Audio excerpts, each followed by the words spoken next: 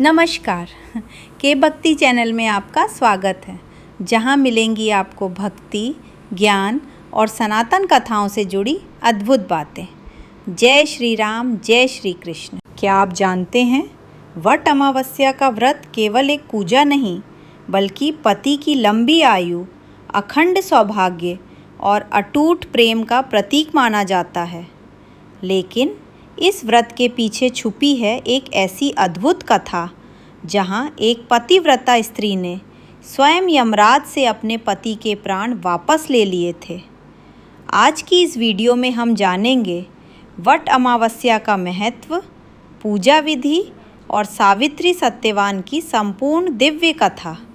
तो वीडियो को अंत तक ज़रूर देखिए, क्योंकि यह कथा केवल कहानी नहीं, बल्कि नारी शक्ति, प्रेम और भक्ति का अमर उदाहरण है। हिंदू धर्म में वट अमावस्या का विशेष महत्व बताया गया है। यह व्रत ज्येष्ठ मास की अमावस्या को रखा जाता है। इस दिन विवाहित महिलाएं बरगद के वृक्ष की पूजा करती हैं और अपने पति की लंबी आयु के लिए व्रत रखती हैं। लेकिन आखिर बरगद के वृक्ष की पूजा ही क्यों? क्योंकि वट वृक्ष को त्रिदेवों का प्रतीक माना गया है। कहा जाता है उसकी जड़ों में ब्रह्मा जी का वास, तने में भगवान विष्णु और शाखाओं में भगवान शिव निवास करते हैं। यह वृक्ष दीर्घायु, स्थिरता और अमरता का प्रतीक माना जाता है। और इसी वृक्ष के नीचे घटी थी सावित्री और सत्यवान की वह अद्भुत घटना, जिसने इतिहास बदल दिया। प्राचीन समय की बात है। मद्र देश में अशुपति नाम के एक महान राजा राज्य करते थे। उनके पास धन, वैभव और सुख सुविधाओं की कोई कमी नहीं थी।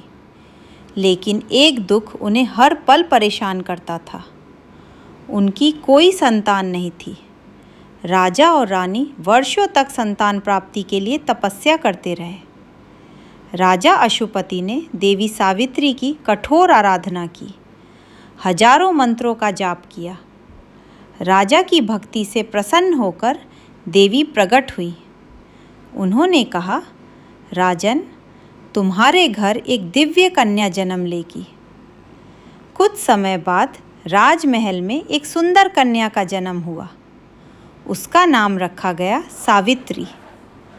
सावित्री बचपन से ही अत्यंत तेजस्वी, बुद्धिमान और सुंदर थी। उनका तेज ऐसा था कि कोई भी राजकुमार उनके सामने स्वयं को छोटा महसूस करता था। समय बीतता गया और जब सावित्री विवाह योग्य हुई, तब राजा अशुपति ने उनसे कहा, पुत्री, तुम स्वयं अपने योग्य वर का चयन करो। सावित्री अपने लिए योग्य वर की खोज में निकल पड़ी। एक दिन वे वन में एक आश्रम पहुंची। वहां उन्होंने एक तेजस्वी युवक को देखा। वह युवक था सत्यवान। सत्यवान अत्यंत गुणवान, धर्मात्मा और साहसी थे। लेकिन वे वन में साधारण जीवन जी रहे थे, क्योंकि उनके पिता राजा द्युमत्सेन अपना राज्य खो चुके थे। सत्यवान अपने अंधे माता पिता की सेवा करते थे। सावित्री ने मन ही मन सत्यवान को अपना पति मान लिया। जब वे वापस महल लौटी, तो उन्होंने अपने पिता को सब बताया। उसी समय महर्षि नारद वहां आए। राजा ने नारद जी से सत्यवान के बारे में पूछा। नारद जी बोले, सत्यवान सभी गुणों से श्रेष्ठ है, लेकिन उसकी आयु बहुत छोटी है। यह सुनकर राजा अशुपति घबरा गए। उन्होंने सावित्री को समझाया, पुत्री, किसी और को चुन लो। लेकिन सावित्री बोली, पिता, भारतीय नारी केवल एक बार पति चुनती है। मैं मन से सत्यवान को अपना पति मान चुकी हूँ। सावित्री के दृढ़ निश्चय के आगे सबको झुकना पड़ा और फिर सावित्री और सत्यवान का विवाह हो गया। विवाह के बाद सावित्री राजमहल छोड़कर वन में रहने लगी। वे अपने सास ससुर की सेवा करती और सत्यवान के साथ सादा जीवन जीती। लेकिन उनके मन में हर समय एक भय था, महर्षि नारद की भविष्यवाणी।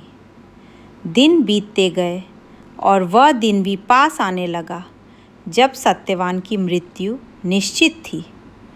सावित्री ने 3 दिन पहले से कठोर व्रत शुरू कर दिया। उन्होंने अन्न जल त्याग दिया, पूरी रात भगवान का ध्यान करती रहीं। सास ससुर ने बहुत समझाया, लेकिन सावित्री अपने संकल्प से नहीं डिगी। फिर आया वह भयानक दिन। उस दिन सत्यवान लकड़ी काटने जंगल जा रहे थे। सावित्री भी उनके साथ जाने की जिद करने लगी। सत्यवान उन्हें साथ ले गए। जंगल में काम करते करते अचानक सत्यवान के सिर में तेज दर्द होने लगा। उन्होंने कहा, सावित्री, मेरा सिर भारी हो रहा है। सावित्री ने सत्यवान का सिर अपनी गोद में रख लिया और तभी सत्यवान ने अंतिम सांस ली। पूरा जंगल शांत हो गया, लेकिन तभी एक दिव्य प्रकाश प्रकट हुआ। सावित्री ने देखा, स्वयं यमराज वहाँ आए थे। यमराज सत्यवान के प्राण लेकर जाने लगे, लेकिन सावित्री भी उनके पीछे चल पड़ी। यमराज ने पीछे मुड़कर कहा, देवी, अब वापस लौट जाओ, यह संसार का नियम है।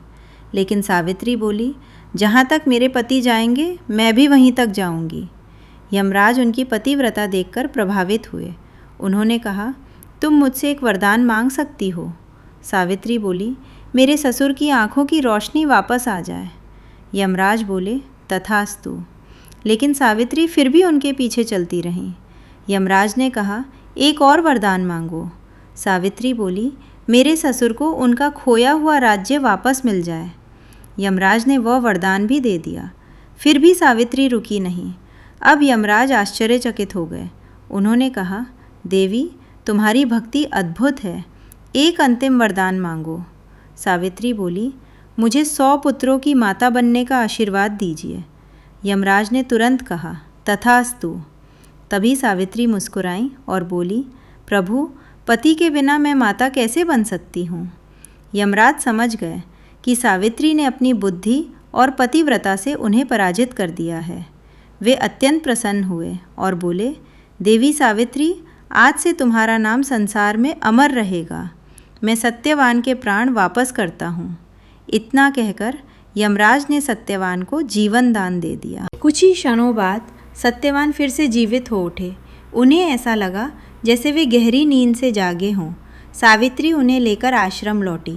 वहाँ पहुंचकर उन्होंने देखा, सत्यवान के पिता की आंखों की रोशनी वापस आ चुकी थी। कुछ समय बाद उन्हें उनका खोया हुआ राज्य भी वापस मिल गया। पूरे राज्य में आनंद छा गया और तभी से वट अमावस्या का व्रत शुरू हुआ, जहाँ महिलाएं सावित्री की तरह अपने पति की लंबी आयु और सुखी जीवन के लिए व्रत रखती हैं। वट अमावस्या की यह कथा हमें सिखाती है कि सच्चा प्रेम, विश्वास और भक्ति मृत्यु को भी हरा सकते हैं। सावित्री केवल एक स्त्री नहीं, बल्कि नारी शक्ति की अमर मिसाल है। अगर आपको ये कथा पसंद आई हो तो वीडियो को लाइक करें, चैनल को सब्सक्राइब करें और कमेंट में ज़रूर लिखें, जय माता सावित्री। फिर मिलेंगे एक और अद्भुत धार्मिक कथा के साथ। हर हर महादेव।